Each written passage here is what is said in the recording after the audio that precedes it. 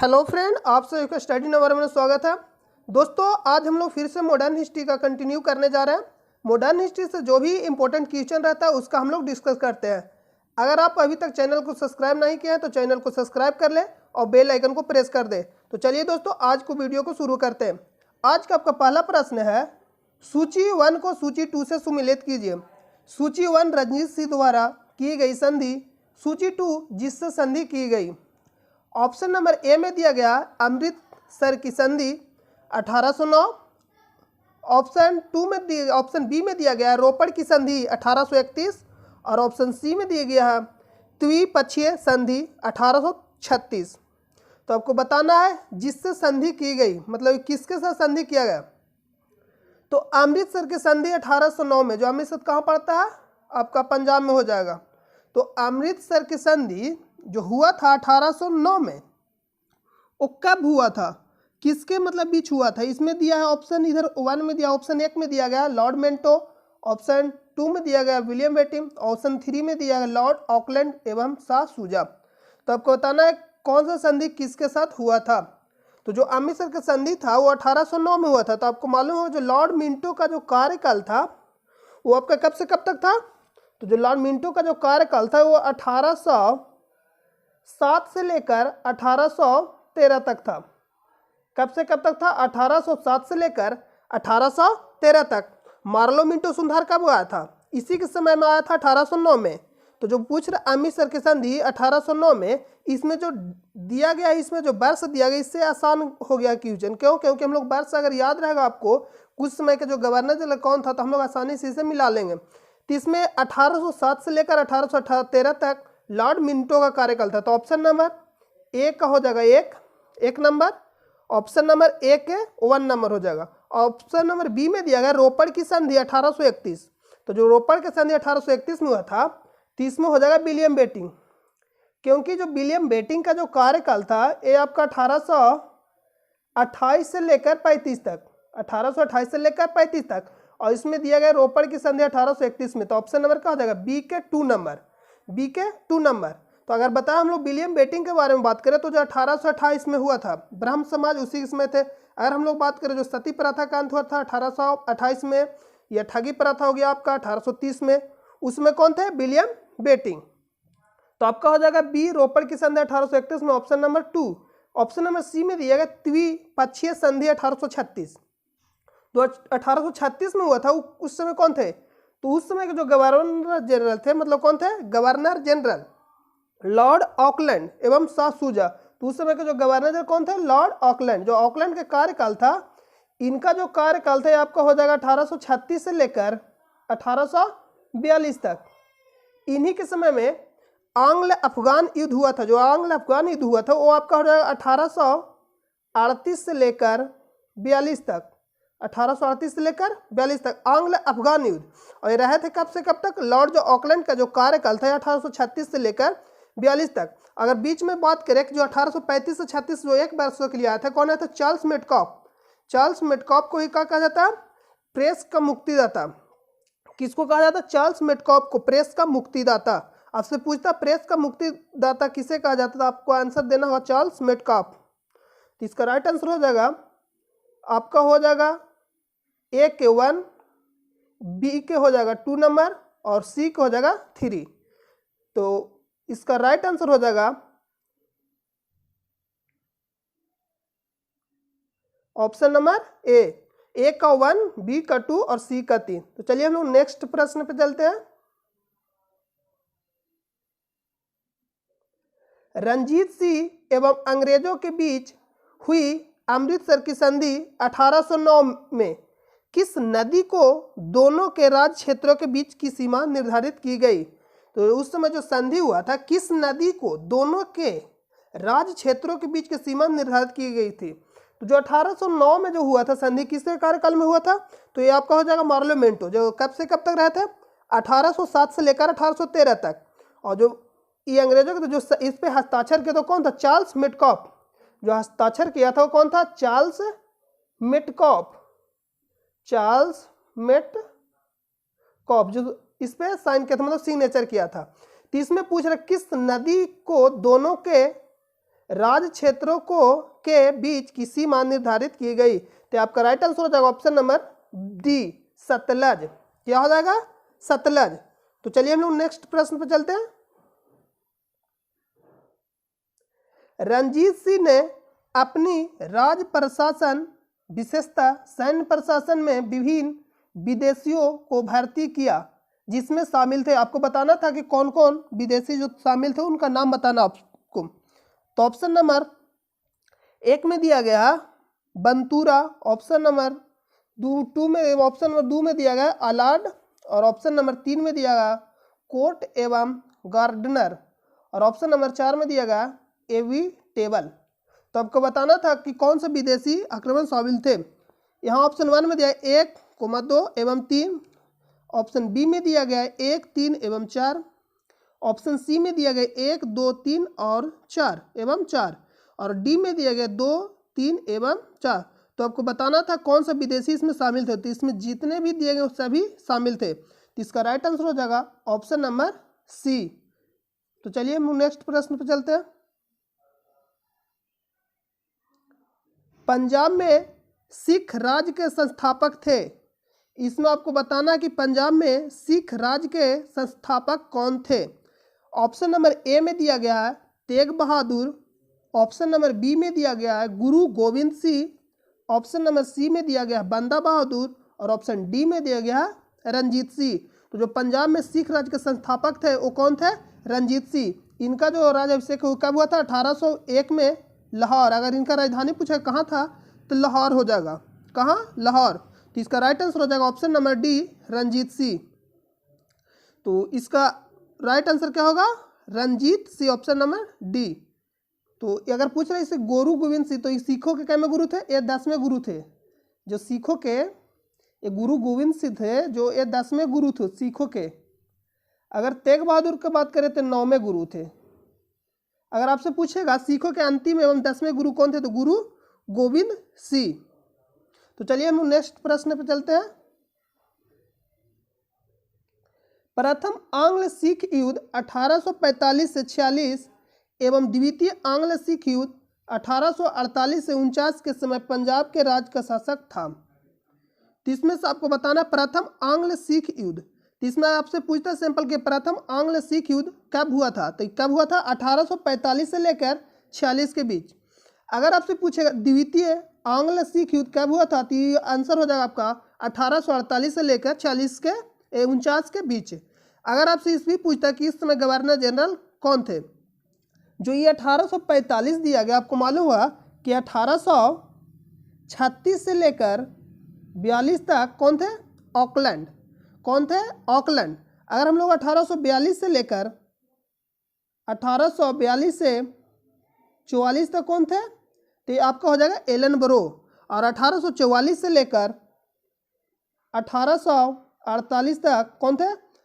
Hardinge प्रथम, Lord Hardinge प्रथम। तो इसमें अगर आंग्ल अफगान इसमें पूछेगा प्रथम आंग्ल सिख युद्ध 1845 से 46 के बीच हुआ, लेकिन इसमें आपसे पूछता है प्रथम आंग्ल सिख युद्ध किस गवर्नर जनरल के समय में हुआ था। आपसे यह भी पूछ सकता है जो प्रथम आंग्ल सिख युद्ध हुआ था उस समय के गवर्नर जनरल कौन थे। तो आपका राइट आंसर हो जाएगा क्या? लॉर्ड हार्डिंग प्रथम। अगर आपसे पूछेगा द्वितीय आंग्ल सिख युद्ध जो 1848-49 के बीच हुआ था इसके समय कौन थे, तो आपका हो जाएगा डलहौजी। जो डलहौजी का कार्यकाल था 1848 से लेकर 56 तक। इसमें जो ये क्वेश्चन दिया उसी में इसका जो 4-5 क्वेश्चन इसमें से इम्पोर्टेंस इसमें से बन गया, तो आपको याद रखना।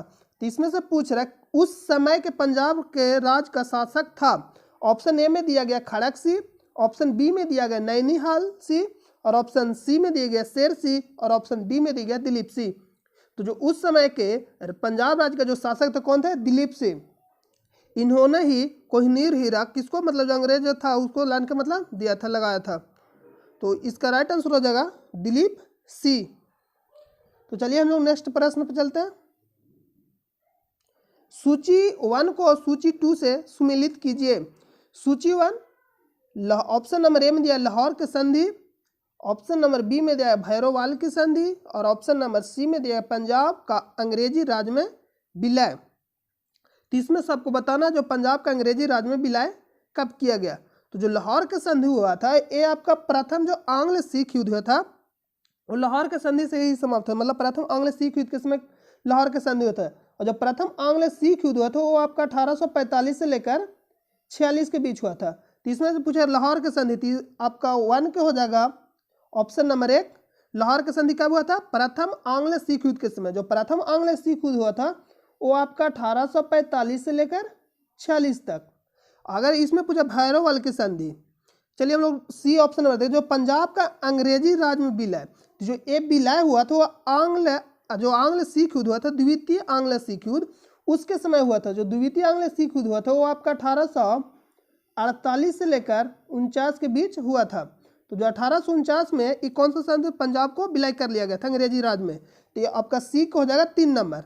ऑप्शन नंबर आपका बी बचा कि भैरववाल की संधि, तो ऑप्शन नंबर बी से हम लोग एलिमेंट कर सकते हैं। जो ऑप्शन नंबर 1 ही बचा ऑप्शन में 2 नंबर, तो कब हो जाएगा 1846 में। तो इसका राइट आंसर हो जाएगा ऑप्शन नंबर बी, ए का 1 और बी का 2 और सी का 3। चलिए हम लोग नेक्स्ट प्रश्न पर चलते हैं। भारत के किस गवर्नर जनरल के समय में सिंध का विलय अंग्रेजी राज में किया गया था? तो आपको बताना है जो सिंध का विलय किया गया था किस गवर्नर जनरल के समय में किया गया था। तो इसमें दे दिया गया सिंध का विलय कब किया था? 1843 में। तो इसमें जो डेट दिया गया इससे आसान हो गया। तो 1843 में जब हुआ था तो उस समय के आपको बताना कि गवर्नर जनरल कौन थे। तो जो गवर्नर जनरल कौन था मतलब उस समय के, तो उस समय के जो गवर्नर जनरल थे वो आपको हो जाएंगे 1843। तो आपको मालूम है कि 1842 से लेकर 1844 तक किसका कार्यकाल है? एलन बरो का। 1842 से लेकर 44 तक किसका कार्यकाल? एलन बरो। तो आपसे पूछे उस समय के गवर्नर जनरल कौन थे, तो इसका राइट आंसर हो जाएगा option number A, Lord Ellenborough. हम लोग लॉर्ड ऑकलैंड की बात करें तो जो लॉर्ड ऑकलैंड था इसका जो कार्यकाल था ये आपका 1836 से लेकर 42 तक लॉर्ड ऑकलैंड का कार्यकाल था। और लॉर्ड हेस्टिंग का बात करें, एक वारेन हेस्टिंग जो अलग है और लॉर्ड हेस्टिंग अलग है। लॉर्ड हेस्टिंग का जो कार्यकाल हो जाएगा इसका जो कार्यकाल 1813 से लेकर 1823 तक।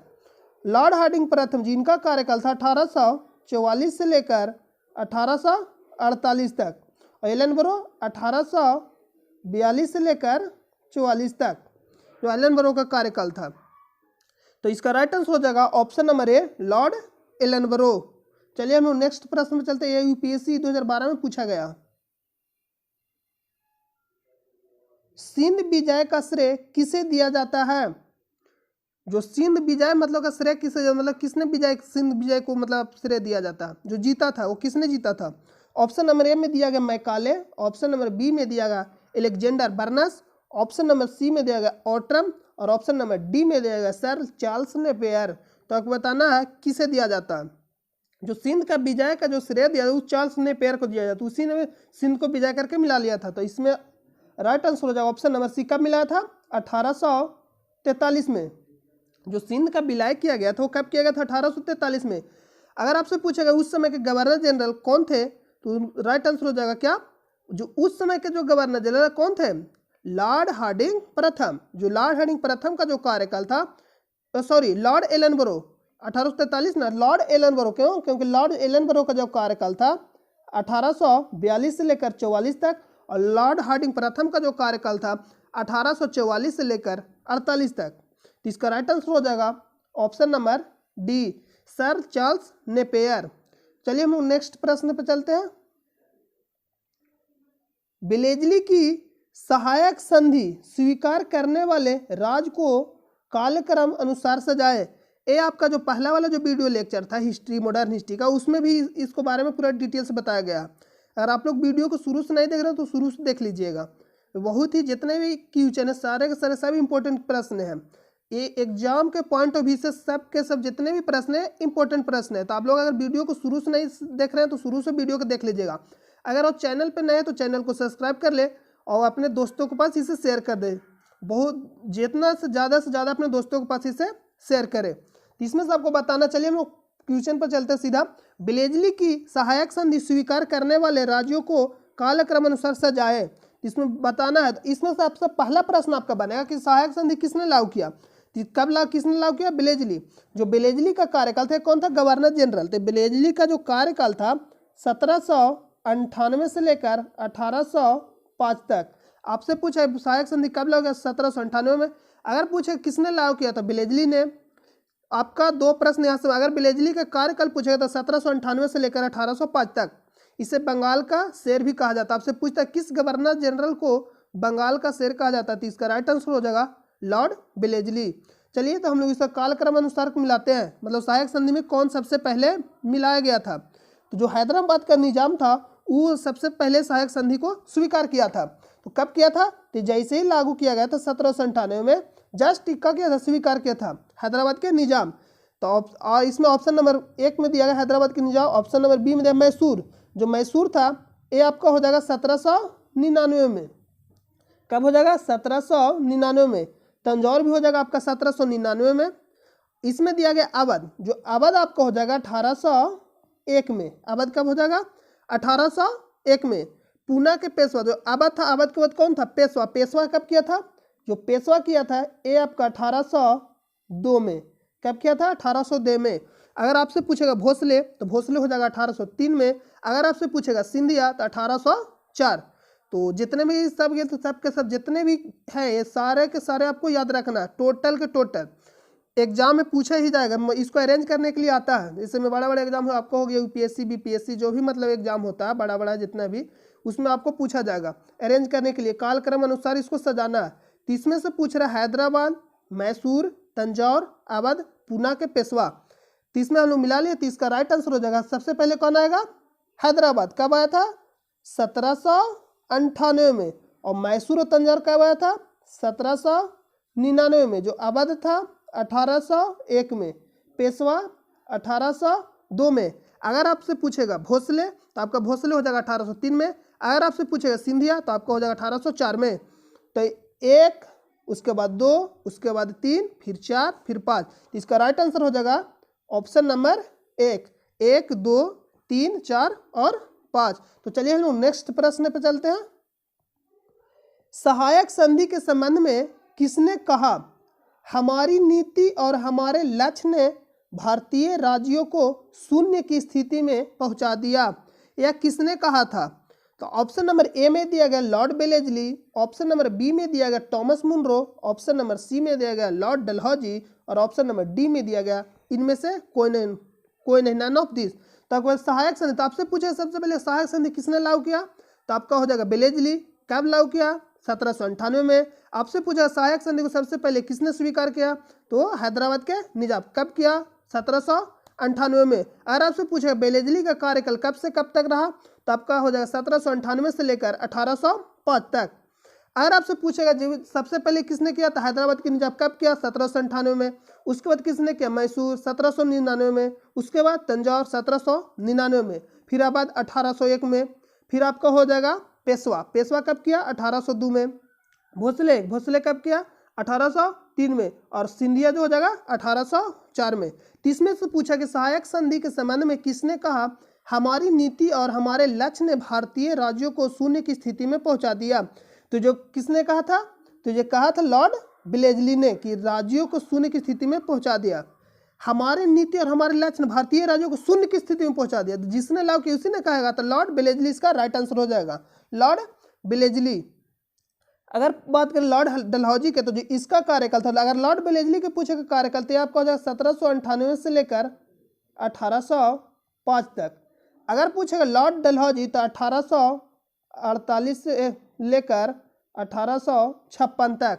डलहौजी अगर पूछे डलहौजी कि सबसे पहले ट्रेन किसने चलाया तो किसने चलाया? लॉर्ड डलहौजी ने 16 अप्रैल 1853 को मुंबई से थाने के बीच। कहाँ से कहाँ? मुंबई से थाने के बीच। तो जो दूरी था दोनों के बीच कितना था? 34 किलोमीटर। तो आपसे पूछेगा किसने किया तो लॉर्ड डलहौजी। कब किया? तो 1853 में। 16 अप्रैल 1853 को पहला ट्रेन चलाया। अगर इसमें बात टॉमस मुनरो तो आपसे पूछा टॉमस मुनरो किसके दरबार में रहते? ये हो जाएगा जहांगीर। किसके दरबार में? जहांगीर। जहांगीर। तो चलिए इसका राइट आंसर हो जाएगा ऑप्शन नंबर ए लॉर्ड बेलेजली। तो हम लोग नेक्स्ट प्रश्न पे चलते हैं।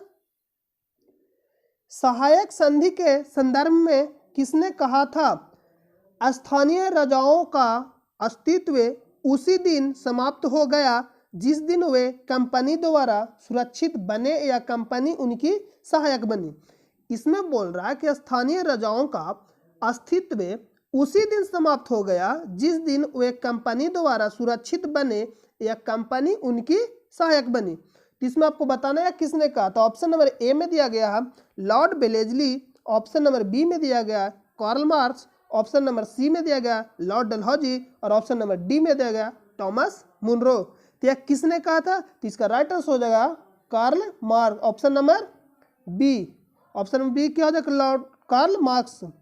तो जो कार्ल मार्क्स थे कहाँ के थे, जर्मनी के, जर्मनी के थे, कहाँ के थे, जर्मनी के। तो ये जर्मनी के थे। अगर आपसे पूछे लॉर्ड डलहौजी, तो आपको लॉर्ड डलहौजी की बात बताएं कि जो सबसे पहले ट्रेन किसने चलाया।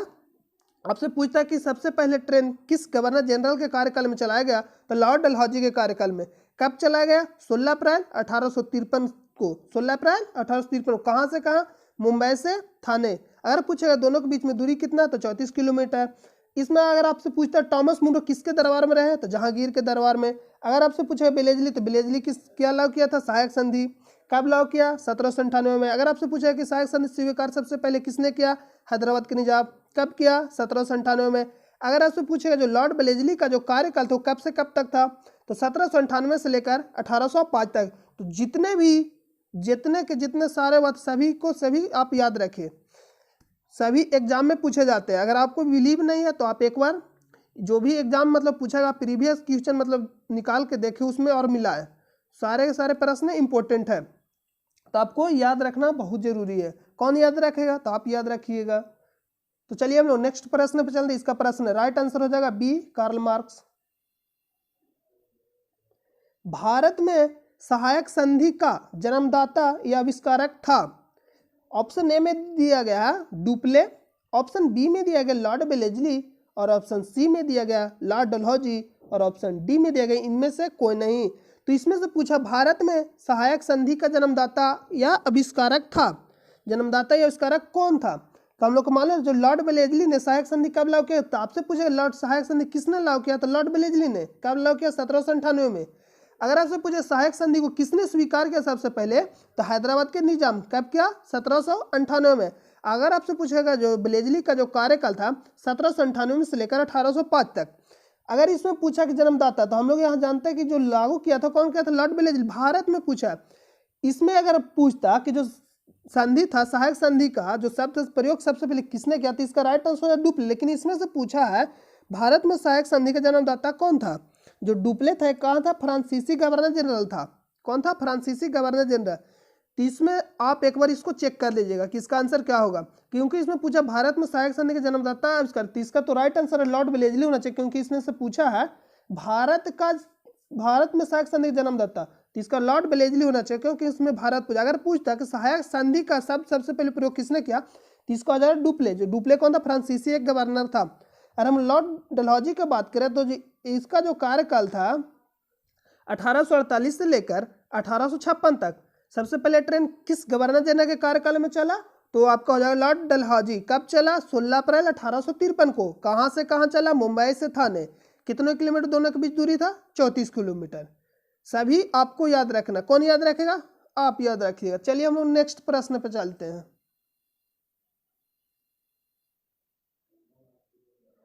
सहायक संधि को सुनिश्चित एवं व्यापक रूप स्वरूप किसने प्रदान किया। इसमें से पूछ रहा सहायक संधि को सुनिश्चित एवं व्यापक स्वरूप किसने प्रदान किया था। इसमें डुप्ले लिखना चाहिए। ऑप्शन नंबर बी में दिया गया लॉर्ड बेलेजली, ऑप्शन नंबर सी में दिया गया लॉर्ड डलहौजी और ऑप्शन नंबर डी में दिया गया क्लाइव। तो इसमें से सुनिश्चित एवं व्यापक स्वरूप किसने प्रदान, तो ई तो राइट आंसर हो जाए लॉर्ड बेलेजली। इसमें से पूछा स्वरूप एवं व्यापक स्वरूप किसने प्रदान किया, सुनिश्चित किसने किया था, लॉर्ड बेलेजली। कब लागू किया था सहायक संधि, 1798 में। सबसे पहले किसने स्वीकार किया, हैदराबाद के निजाम। कौन किया था, हैदराबाद के निजाम। कब किया था, 1798 में। अगर पूछा बेलेजली का कार्यकाल कब से कब तक, तो 1798 से लेकर 1805 तक। 1798 से लेकर 1805 तक। तो इसका राइट आंसर हो जाएगा ऑप्शन नंबर बी है। डलहौजी का हम लोग मालूम है क्लाव। क्लाव कौन था?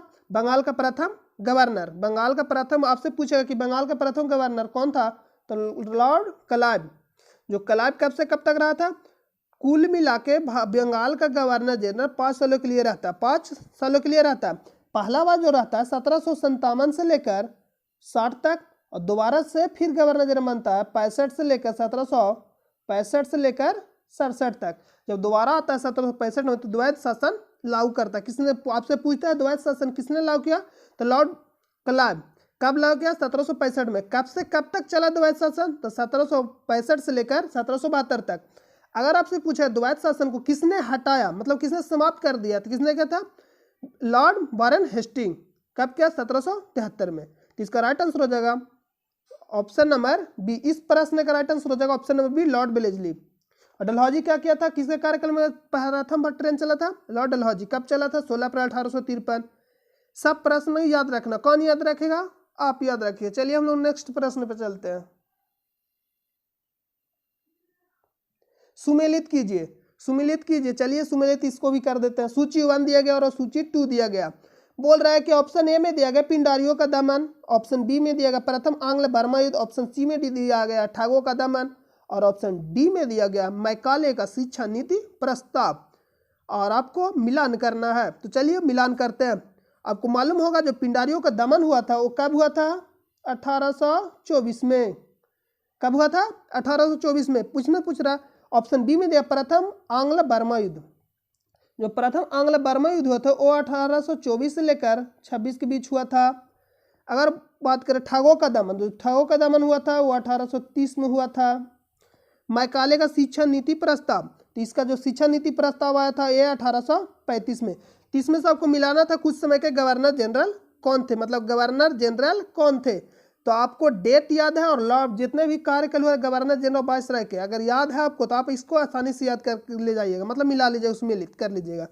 अगर नहीं याद है तो नहीं होगा। इसमें पूछ रहा पिंडारियों का दमन, ऑप्शन 1 में दिया गया, ऑप्शन नंबर 1 में लॉर्ड हेस्टिंग, और ऑप्शन नंबर 2 में दिया गया लॉर्ड एम हस्ट, ऑप्शन नंबर 3 में दिया गया विलियम बेटिंग, और ऑप्शन नंबर 4 में दिया गया विलियम बेटिंग। तीसरे से आपको मिलान करना है, तो चलिए हम लोग मिलान करते हैं।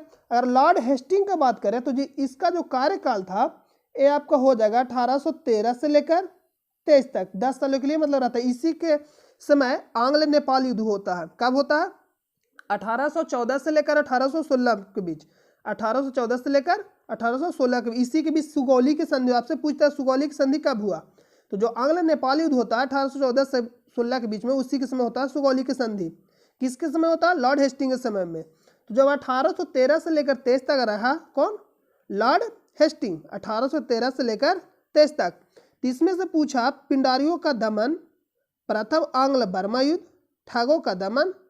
चलिए तो इसका हो जाएगा पिंडारियों का दमन, तो ऑप्शन नंबर क्या हो जाएगा? 2, ए के 2, लॉर्ड हेस्टिंग।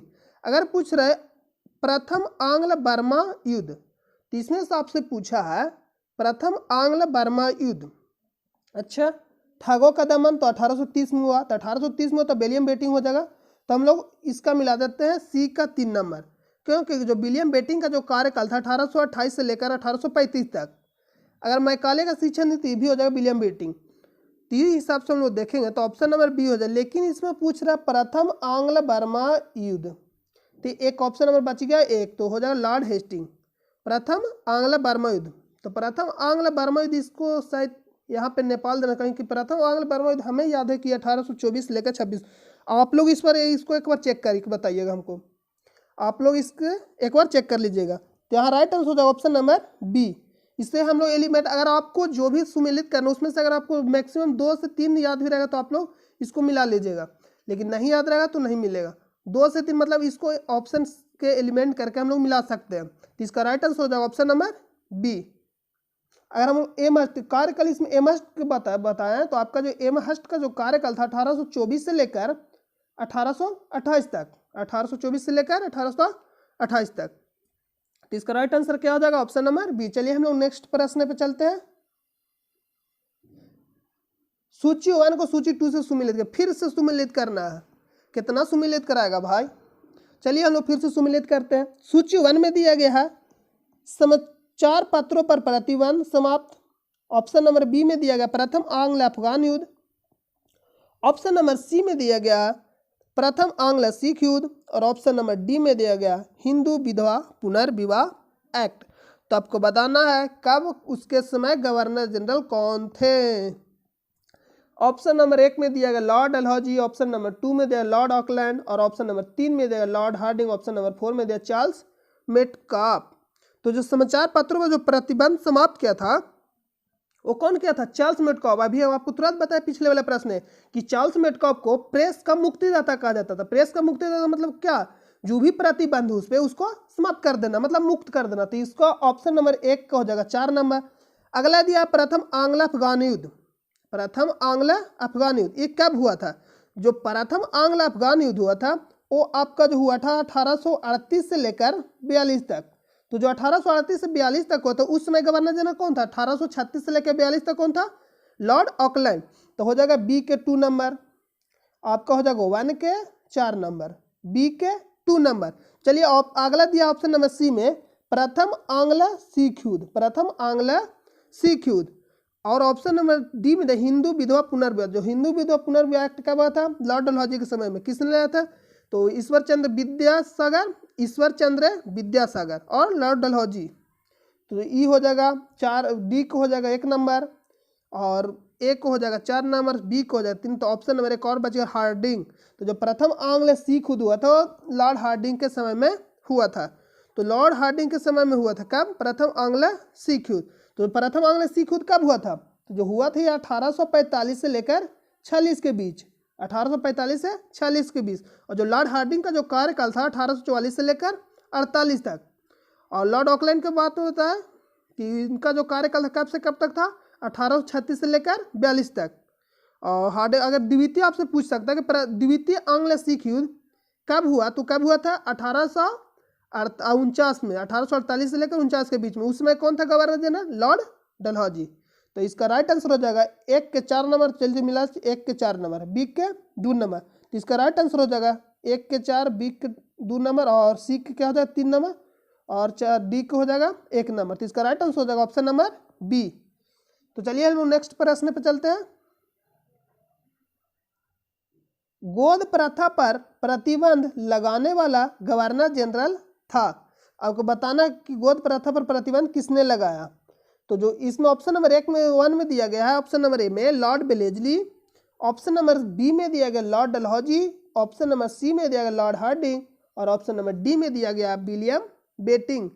तो आपको बताना है कि गोद प्रथा पर प्रतिबंध लगाने वाला गवर्नर जनरल था। तो कौन था? प्रतिबंध कब लगाया गया था? तो ये आपका हो जाएगा 1852 के आसपास। तो 52 में जो लगाया था कौन लगाया था? उस समय कौन था गवर्नर जनरल?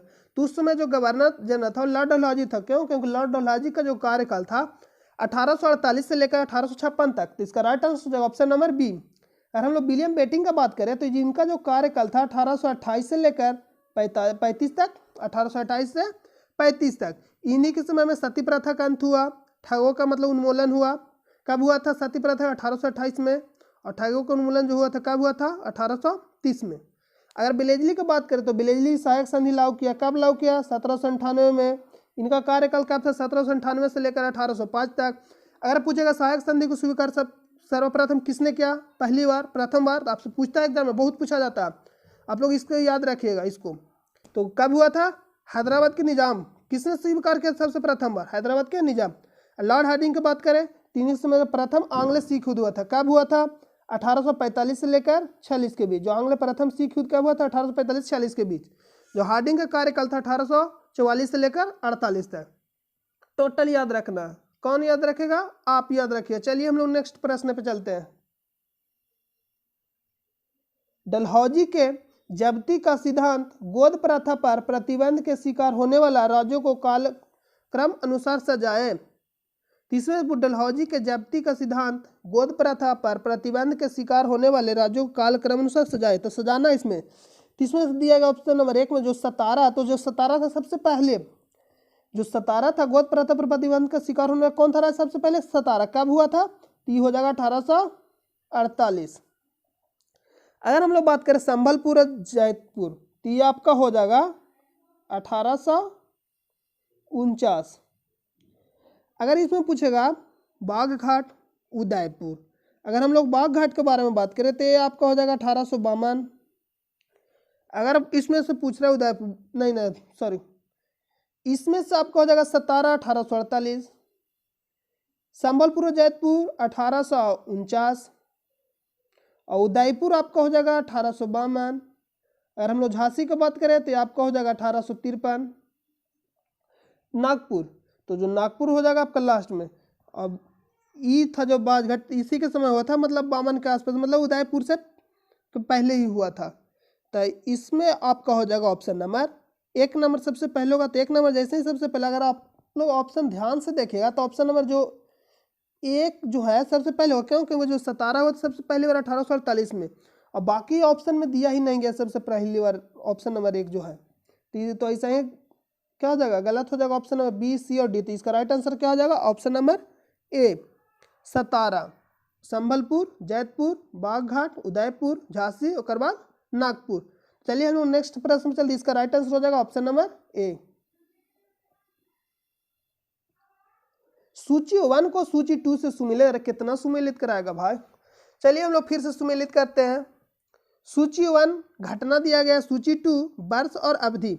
तो सूची 1 में दिया गया सुगौली की संधि, सॉरी ऑप्शन नंबर ए में दिया गया सुगौली की संधि, ऑप्शन नंबर बी में दिया प्रथम आंग्ल बर्मा युद्ध, ऑप्शन नंबर सी में दिया गया द्वितीय आंग्ल बर्मा युद्ध, ऑप्शन नंबर डी में दिया गया तृतीय आंग्ल बर्मा युद्ध। आपको बताना है कौन संधि कब हुआ। तो जो सुगौली की संधि हुआ था 1814 से लेकर जो 16 के बीच हुआ था आंग्ल नेपाल युद्ध, जो उस समय के गवर्नर जनरल कौन था, लॉर्ड हेस्टिंग। लॉर्ड हेस्टिंग जो समय, उसी के समय कौन सा संधि हुआ, सुगौली की संधि थी। ऑप्शन नंबर 1 हो जाएगा 1 नंबर 1816। अगर हम लोग ऑप्शन नंबर बी की बात करें, जो प्रथम आंग्ल बर्मा युद्ध हुआ था वो कब से कब तक हुआ था। तो प्रथम आंग्ल जो बर्मा युद्ध था ये आपको हो जाएगा 1824 से लेकर 1826। तो इसका राइट आंसर हो जाएगा ऑप्शन नंबर बी के 2 नंबर। ये पिछले भी आया था लेकिन उसमें आंसर गलती दिया हुआ था। तो ऑप्शन नंबर सी में दिया गया द्वितीय आंग्ल बर्मा युद्ध। तो ये आपका कब हो जाएगा, 1852 में, जो डलहौजी के समय में हुआ था। तो ऑप्शन नंबर बी हो जाएगा। अगर आपका हो जाएगा डी तृतीय आंग्ल बर्मा युद्ध, ये हुआ था आपका 85 से लेकर 86 के बीच। द्वितीय आंग्ल बर्मा युद्ध, तृतीय आंग्ल बर्मा युद्ध आपका कब हो जाएगा, 85 से 86 के बीच में। जो ये हुआ था आपका हो जाएगा डफरिन। डफरिन का जो कार्यकाल था कब से कब तक था, 1884 से लेकर 88 तक। डफरिन कांग्रेस के समय, जो जब कांग्रेस का स्थापना हुआ था उस समय आपसे पूछेगा कि गवर्नर जनरल कौन था, तो लॉर्ड डफरिन।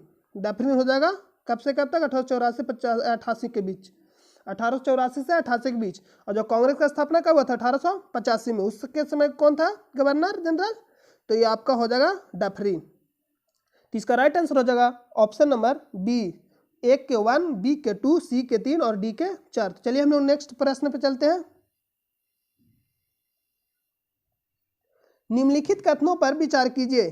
चलिए हम लोग विचार करते हैं। ऑप्शन नंबर ए में दिया गया है रॉबर्ट क्लाइव बंगाल के प्रथम गवर्नर जनरल थे। तो ये आपका क्या हो जाएगा, सही हो जाएगा। क्यों? क्योंकि जो 1857 में, सॉरी जो 1757 में प्लासी का युद्ध हुआ था, किसके किसके बीच हुआ था, रॉबर्ट क्लाइव और सिराजुद्दौला के बीच। जो सिराजुद्दौला के बीच हुआ था, जिसमें सिराजुद्दौला की हार हुई थी और रॉबर्ट क्लाइव के जीत हुए थे। तो बंगाल ने जो गवर्नर जनरल बना था, गवर्नर बना था, सॉरी इसमें आपसे पूछा रॉबर्ट क्लाइव बंगाल के प्रथम गवर्नर जनरल, लेकिन इसमें ऑप्शन नंबर दिया गया, ध्यान से आप लोग देखिए, ये जो प्रथम गवर्नर जनरल नहीं था रॉबर्ट क्लाइव, जो रॉबर्ट क्लाइव था बंगाल के, ये प्रथम सिर्फ गवर्नर था। गवर्नर जनरल अलग हो जाएगा, आपको गवर्नर अलग हो जाएगा।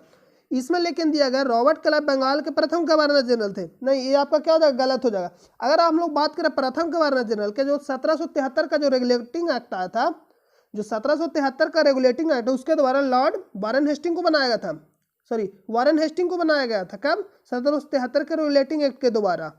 लेकिन इसमें दिया गया रॉबर्ट क्लाइव बंगाल के प्रथम गवर्नर जनरल थे। नहीं, ये रॉबर्ट क्लाइव अगर इसमें देता है सिर्फ गवर्नर देता तो ये सही हो जाता, क्योंकि जो 1757 का जो प्लासी का युद्ध हुआ था उसके समय अंग्रेज रॉबर्ट क्लाइव क्या कर दिया, बंगाल का प्रथम गवर्नर बना दिए। तो आपका ऑप्शन नंबर 1 आपका गलत हो जाएगा।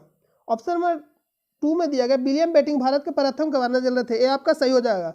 ये आपका क्या हो जाएगा, सही हो जाएगा। जो 1833 का जो चार्टर एक्ट था उसके द्वारा लॉर्ड विलियम बेटिंग को भारत का प्रथम गवर्नर जनरल बनाया गया। तो ऑप्शन नंबर 2 राइट हो जाएगा। अगर पूछेगा विलियम बेंटिक का कार्यकाल तो आपका हो जाएगा 1828 से लेकर 1835 तक, तो ऑप्शन नंबर 2 क्या हो जाएगा, सही हो जाएगा। तो उपयुक्त कथनों में से कौन सा ये से सही है, केवल एक, केवल दो, एक और दो दोनों, न तो एक और न तो दो, तो आपका क्या हो जाएगा ऑप्शन नंबर बी राइट, केवल दो। ये यूपीएससी 2007 में पूछा गया। चलिए हम लोग नेक्स्ट प्रश्न पे चलते हैं। पंजाब के राजा रंजीत सिंह की राजधानी कहाँ थी? तो आपको हम पिछले वाले प्रश्न में बताया था कि जो राजा रंजीत सिंह की राजधानी कहाँ थी, वो आपका लाहौर था। जो कब हुआ था इनका राज्याभिषेक? 1801 में। तो ऑप्शन राइट हो जाएगा ऑप्शन नंबर बी लाहौर। ये कहाँ पड़ता है? पाकिस्तान में। चलिए हम लोग नेक्स्ट क्वेश्चन पर चलते हैं। निम्नलिखित में से कौन सा एक दिल्ली में नादिर शाह के सैन्य अभियान की सफलता के लिए संभव कारण नहीं था? तो चलिए हम लोग ऑप्शन पढ़ते। पूछ रहे कमजोर मुगल सम्राट, कारण नहीं बताना। इसमें से पूछे नादिर शाह के सैन्य अभियान की सफलता के लिए संभव कारण नहीं था। सफलता के लिए संभव कारण नहीं था, जो सफलता हुआ था। इसमें कमजोर मुगल सम्राट जो कमजोर रहेगा तो सफलता के लिए संभव कारण नहीं था, तो कारण तो बनेगा।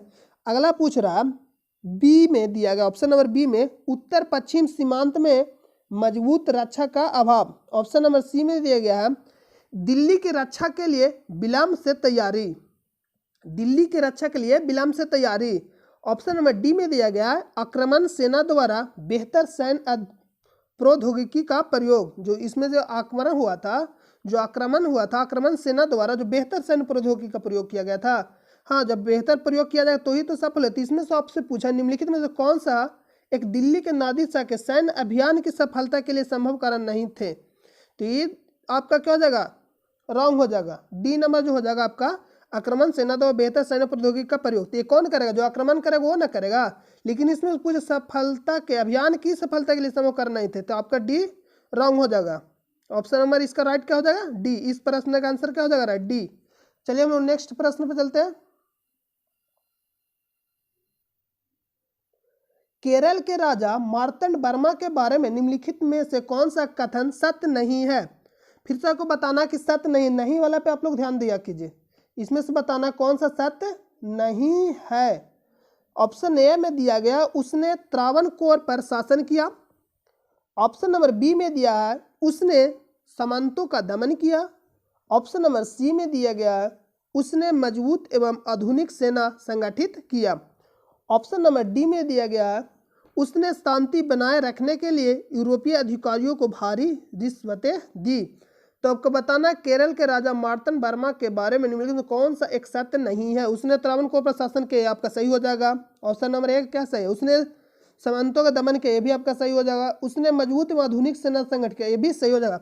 ऑप्शन नंबर डी एक बच गया है, तो इसमें कोई कौन सा? इसका राइट आंसर डी ही हो जाए। क्यों? क्योंकि ऑप्शन नंबर एक ही बचा है जो डी है। तो उसने शांति बनाए रखने के लिए यूरोपीय अधिकारियों को भारी रिश्वतें दी, तो आपका क्या हो जाएगा, गलत हो जाएगा। मतलब एक काम नहीं किया, तो इसका राइट आंसर हो जाएगा इसमें से चुनना कि कौन सत्य नहीं है। इसका राइट आंसर हो जाएगा option number D.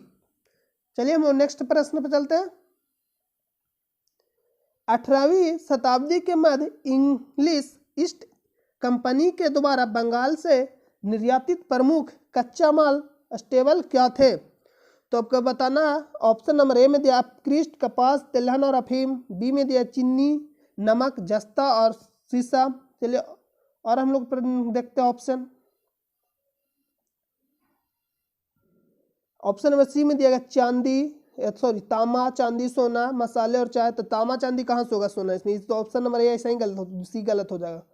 Option number D में दिया गया कपास, रेशम, सोरा और अफीम। तो यही आपका क्या हो जाएगा, सही हो जाएगा। कपास हो जाएगा, रेशम हो जाएगा, सोरा और अफीम। तो ऑप्शन नंबर डी इसका राइट हो जाएगा। तो चलिए हम नेक्स्ट प्रश्न, ये भी यूपीएससी 2018 में पूछा गया। प्रथम आंग्ल मैसूर युद्ध 1767-69 में कौन विजय हुआ? इसमें से बताना आपको कुछ समय कौन विजय, तो उसमें कौन लड़ रहा था? जो टीपू सुल्तान के पिताजी कौन थे, हैदर अली। तो हैदर अली ही विजय होंगे। और द्वितीय आपसे पूछा हैदर अली की मृत्यु कब हुआ, किस आंग्ल मैसूर युद्ध में? तो आपका हो जाएगा द्वितीय आंग्ल मैसूर युद्ध। जो द्वितीय आंग्ल मैसूर युद्ध हुआ था वो आपका 1780 से लेकर 84 तक हुआ था, जिसमें से 1782 में हैदर अली की मृत्यु हो जाती है द्वितीय आंग्ल मैसूर युद्ध में। इसमें से आपको पूछा है प्रथम आंग्ल मैसूर युद्ध 1767 से 69 में कौन विजय हुआ? तो इसका राइट आंसर हो जाएगा, इसमें पूछा अंग्रेज, अंग्रेज विजय कहाँ से हुआ? ये अंग्रेज हार गया था प्रथम वाला में। ऑप्शन नंबर बी में दिया गया हैदर अली, तो इसका राइट आंसर हो जाएगा हैदर अली। तो चलिए हम लोग नेक्स्ट प्रश्न पे चलते हैं। प्लासी के युद्ध 1757 के समय बंगाल का नवाब कौन था? इसमें से पूछ रहा प्लासी के युद्ध जो 1757 के समय हुआ था, बंगाल का नवाब कौन था? तब बंगाल का नवाब उस समय कौन था? जो रॉबर्ट क्लाइव के साथ कौन लड़ा था? सिराजुद्दौला। जो 1757 के बीच जो युद्ध हुआ था प्लासी का, वो कब हुआ था? 1757 में। किसके बीच हुआ था? रॉबर्ट क्लाइव सिराजुद्दौला के बीच, जिसमें सिराजुद्दौला के हार हुए थे और रॉबर्ट क्लाइव को बंगाल का प्रथम गवर्नर बनाया गया था। तो ये आपका राइट आंसर हो जाएगा। इसमें दिया गया ऑप्शन में मीर जाफर, मीर जाफर कहाँ से होगा? ऑप्शन नंबर बी में दिया गया मीर कासिम, मीर कासिम भी नहीं होगा। ऑप्शन नंबर सी में सिराजुद्दौला, यही तो सही है सिराजुद्दौला। और ऑप्शन डी में इनमें से कोई भी नहीं होगा। अगर मीर कासिम आपसे पूछेगा मुर्शिदाबाद से राजधानी मुंगेर किसने ट्रांसफर किया, तो आपका राइट आंसर हो जाएगा मीर कासिम। तो चलिए हम लोग नेक्स्ट प्रश्न पर चलते हैं। तो आज के लिए हम लोग यहीं रोकते हैं इस वीडियो को। तो अगर आप दोस्तों अगर आपको यह वीडियो अच्छा लगे तो आप इसे ज़्यादा से ज़्यादा दोस्तों के पास शेयर करें, और चैनल को अभी तक अगर सब्सक्राइब नहीं किए हैं तो चैनल को सब्सक्राइब कर ले और बेल आइकन को प्रेस कर दें। हम लोग डेली कोशिश करते हैं कि आपको बेस्ट से बेस्ट दिया जाए। जो भी मॉडर्न हिस्ट्री से इंपॉर्टेंट मतलब MCQ है आपको दिया जाएगा। अगर आप चैनल पर नए हो, चैनल को सब्सक्राइब नहीं किए तो चैनल को सब्सक्राइब कर ले और बेल आइकन को प्रेस कर ताकि नोटिफिकेशन आपको मिलते रहे। हम कोशिश करते हैं डेली वीडियो आपको सुबह में अपलोड कर दिया जाता है, 7 से 8 के बीच में आपको सुबह में मॉर्निंग टाइम में आपको वीडियो अपलोड कर दिया जाता है। तो आपको डेली मतलब आपको एक वीडियो प्रोवाइड किया जाता है। जो भी मतलब एग्जाम के पॉइंट ऑफ व्यू से जो भी इंपॉर्टेंट मतलब क्वेश्चन होते हैं उसका हम लोग डिस्कस करते हैं। आपको मतलब जो भी मतलब इंपॉर्टेंट डाउट होता है वो आपको कमेंट करके मतलब बताना है। जो भी इस या वीडियो में या जो भी हमारे चैनल पे जितने भी वीडियो है उसमें अगर आपको डाउट होता है कहीं भी किसी प्रकार के, या आपको लगता है कि यह डाउट गलत है या आपको डाउट लगता है, तो आप हमें कमेंट करके जरूर बताएं। और अपने दोस्तों के पास इस वीडियो का अगर अच्छा लगा हो तो दोस्तों को बस शेयर करें। हम लोग फिर मिलेंगे नेक्स्ट वीडियो में एक नए जोश और जुनून के साथ, और एक बेहतर इससे बेहतर करने की कोशिश हम लोग डेली करते हैं। एक नए प्रश्न के साथ हम लोग मिलेंगे नेक्स्ट वीडियो में। तो जब तक के लिए अपना ख्याल रखें, और फिर हम लोग आएंगे नेक्स्ट वीडियो में, कल मिलते हैं फिर इसी टाइम में। जब तक के लिए अपना ख्याल रखें। Thanks for watching the video.